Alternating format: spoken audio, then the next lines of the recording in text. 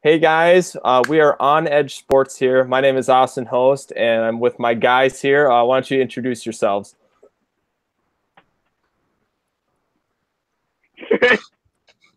I'm Trayvon Robertson, your local neighborhood Chargers fan.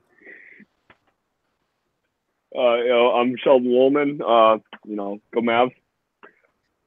Nicholas Woosley here, big Celtics guy. So Okay, we're going to defer to Sheldon to present us with the standings for the Western Conference. Take it away.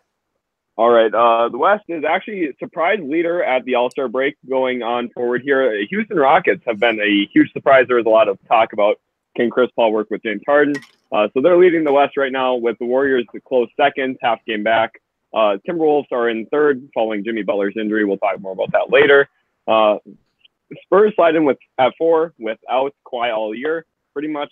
Pelicans at 5, Blazers at 6, Thunder sliding all the way down to 7, Nuggets at 8, Clippers are on the outside looking in at 9, and the Jazz are on a hot streak but still on the outside at 10. And there's the playoff picture for the West so far. Well, thank you for presenting that. I want to start with Nick first. Who's your biggest surprise of who's in and who's out? right now, my biggest surprise isn't about who's in and who's out, but it's where the Spurs are in the West.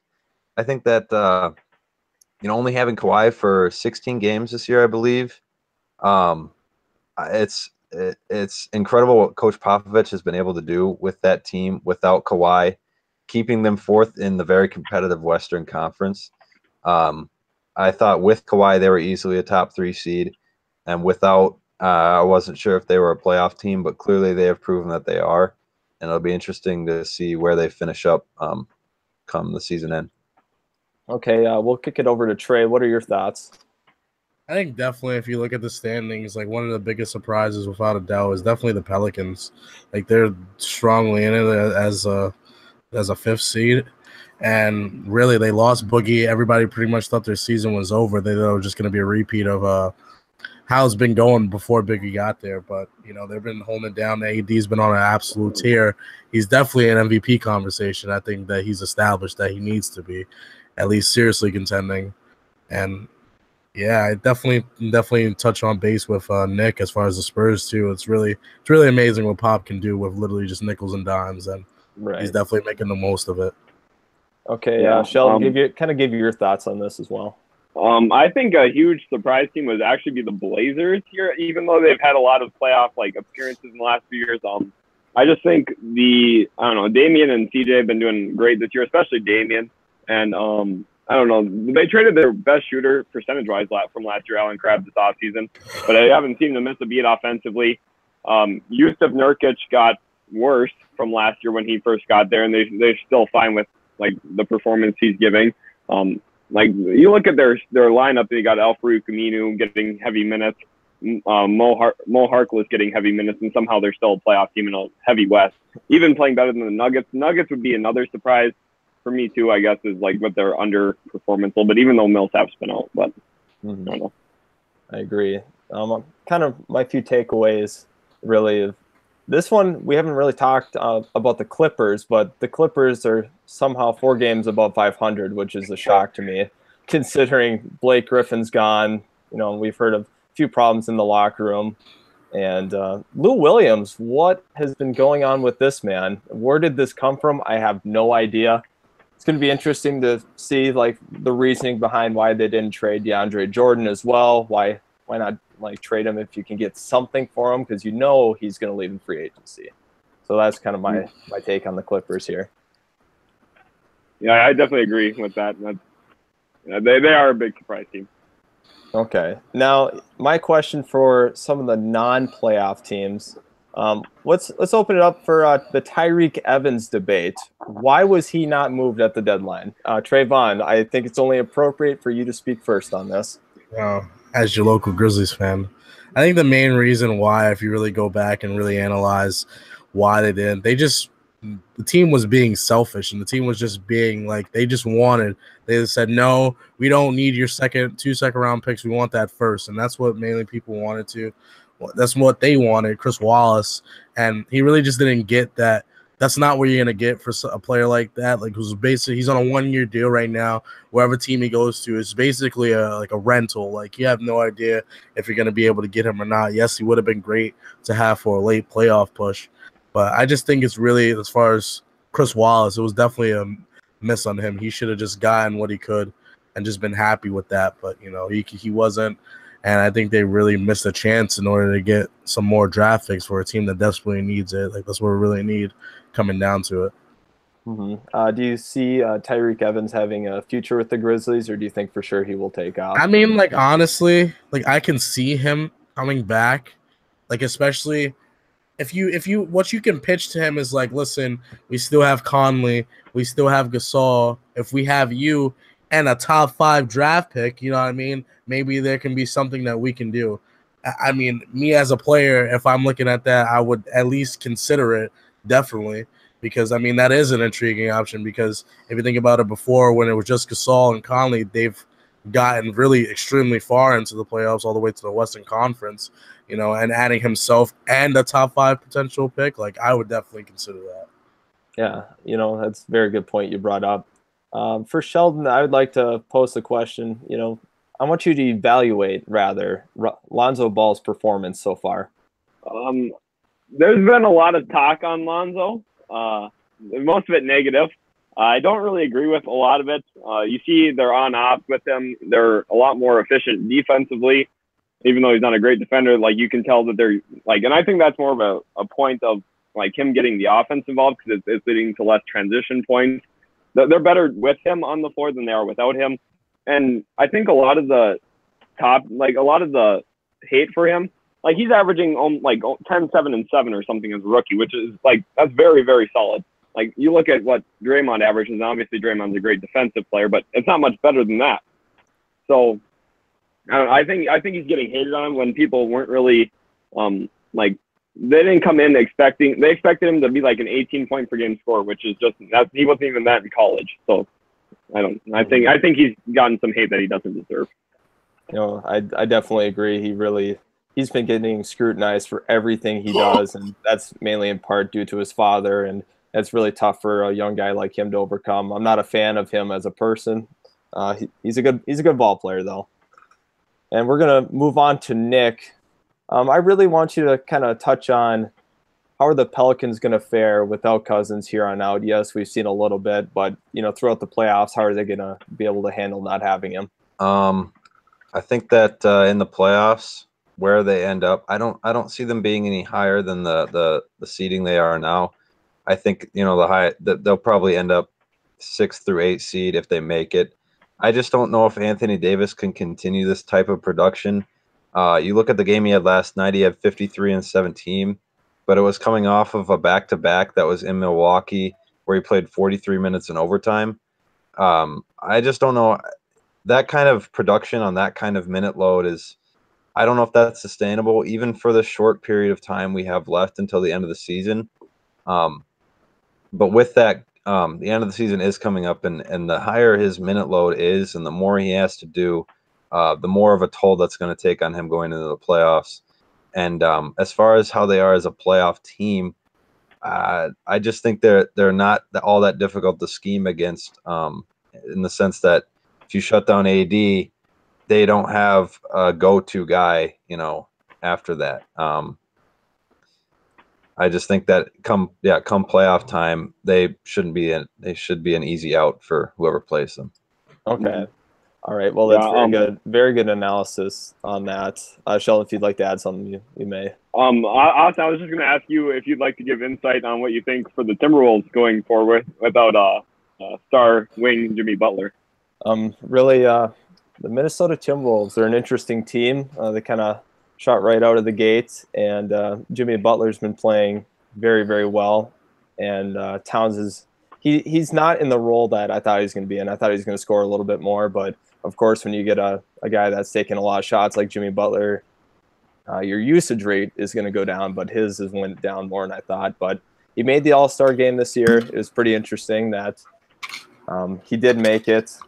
But now the Timberwolves going forward without Jimmy Butler, I think it's going to be atrocious, and I think they're going to plummet. I think they may even fall out of the playoff spots. But the last 2 games they've won against the Kings and the Bulls by wide margins. So they're keeping pace with what they were doing all year, but I think it's going to be very hard without Jimmy Butler. I don't think I that agree. they'll necessarily fall out of the playoff race. I just think that they're definitely going to – like, they've gotten ahead enough to where they can get a couple wins and be safe as far as the playoffs go, like being in the playoffs. But, I mean, obviously, when you get to the playoffs, you got to perform, and that's going to be the problem. But I don't think that they're going to fall out. I think they're way too ahead to think that they're going to completely fall out. That's just my opinion. Okay. Because, like you said, they've been winning the past 2 games. So, I mean, really, like, and granted, those teams aren't anything like they're laughable wins, teams. Trayvon. They're yes, exactly. Exactly. Yep. But I mean, how many more gimme wins can they get? You know what I mean? Yeah, like, true, yeah. Yeah. If a point to bring up here is their next 8 games are against teams with winning records.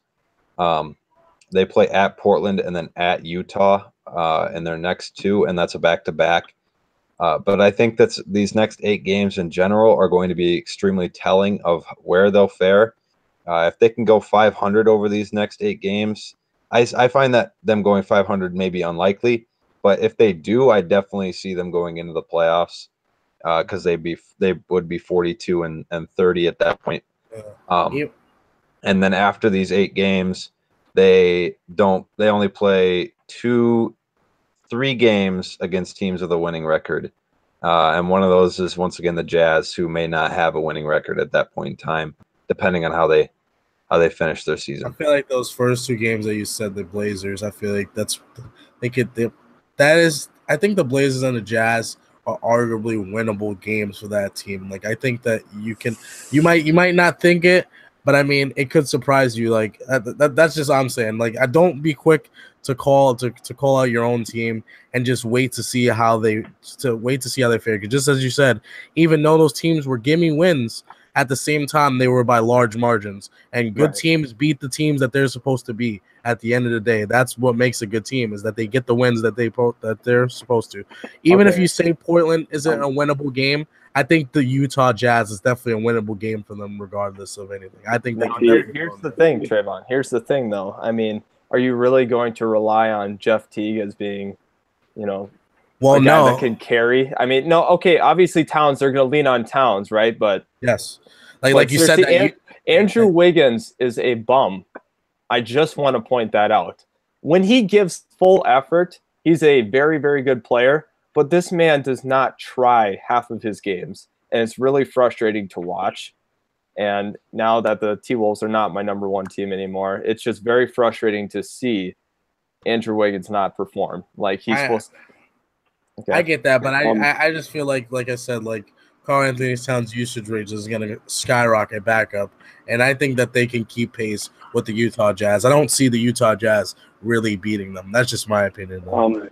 On this topic, I think that the Minnesota Timberwolves are kind of a fluke to this point already of the season. I don't think that they should even be where they're at if they weren't so good offensively.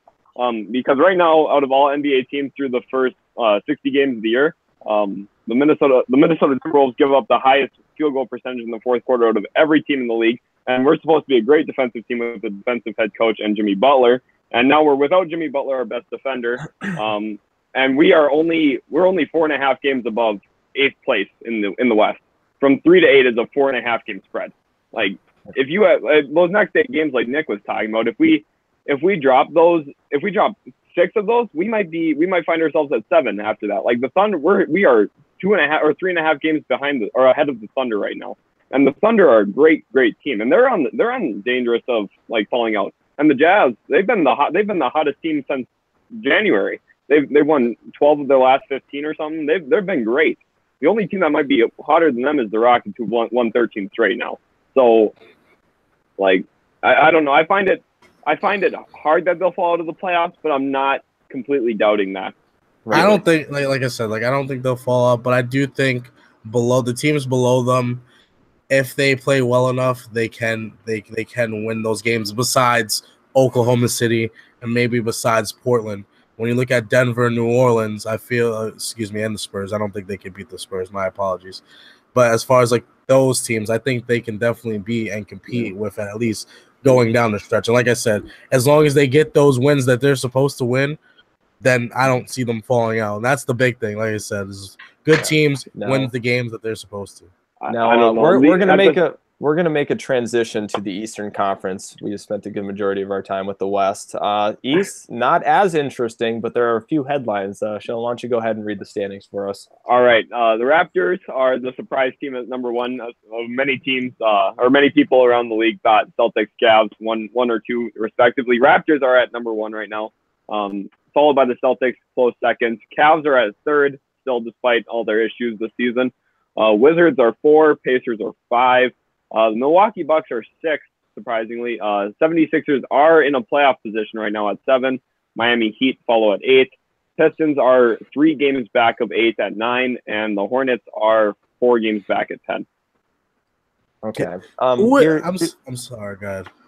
No, it's okay. I just want to pose a question to Trey.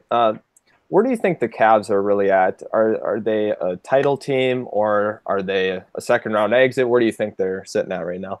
Well, like I've always said, I've always been the person I'm not a LeBron James fan. I've never really been a fan, but I respect him.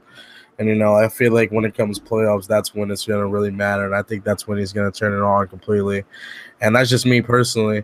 And you look around with the turnaround that they've been getting wins here and there. You know what I mean? They've been getting their wins that they need to get to in order to get back into the groove of things. Do I think that they're gonna come out of the East? I feel like that is more of a challenge to believe, but I do feel like they're at least gonna make the Eastern Conference. Like depending on who they play in the Eastern Conference, obviously is gonna deter whether or not they'll make it or not. But I do think that a LeBron James-led team it should be a lock to at least get to the conference finals at the least, Yeah. I personally, when I look at this list, who is the Pacers head coach? Because that man needs to get an extension real quick. That's quick, fast, and in a hurry. That is phenomenal. I never would have thought that at any point in time that they'd be this good. We're going to move to Nick here. Kind of give us your thoughts on the Celtics season. Kind of reflect on how Kyrie's fitting and what are you seeing from the Celtics right now. Well, if the games past the All-Star break have been an indication, the Celtics definitely are back on track to where they were a couple weeks before the All-Star break. They hit a really rough patch in the games leading up to the All-Star break. Their defense fell apart. They had a hard time scoring. But coming out of it, Kyrie's had near triple doubles. Well, I suppose not near in the second game, but one out of the games they've played, he had 31, 9, and 8, I believe. So I feel like the week-long break they had, the couple practices they had in that week, are definitely going to allow them to gel more. I think Kyrie's going to start finding his groove with this team. And one of the more interesting additions is Greg Monroe. His numbers since joining the team haven't been great, but I believe I think he kind of got thrown into the Wolves initially. I think he'll find his role on the team. It's highly scheme based on this team. So once you learn their schemes, pretty much anyone can fit in. I think he's going to be a big, an interesting factor moving forward if he performs or if he doesn't. I think that's going to be a big difference for them. Did they start him? No. Okay. Okay. I just wasn't sure about that. He did not play. Healthy scratch? What? He's a healthy scratch? Yeah. Stevens addressed it after the game and said that the rotation they had with Tice, who did start the game, was playing so well, he just figured he would let them continue to go. And also said that Greg was still learning the schemes and fitting in. So they have confidence in him, but he just needs to learn what they run. Mm-hmm. Well, thank you, Nick, for your take on the Celtics here. Sheldon, we're going to move to you. with the Indiana Pacers. Is Victor Oladipo for real? I'm a very big believer in the fact that Oladipo is not for real.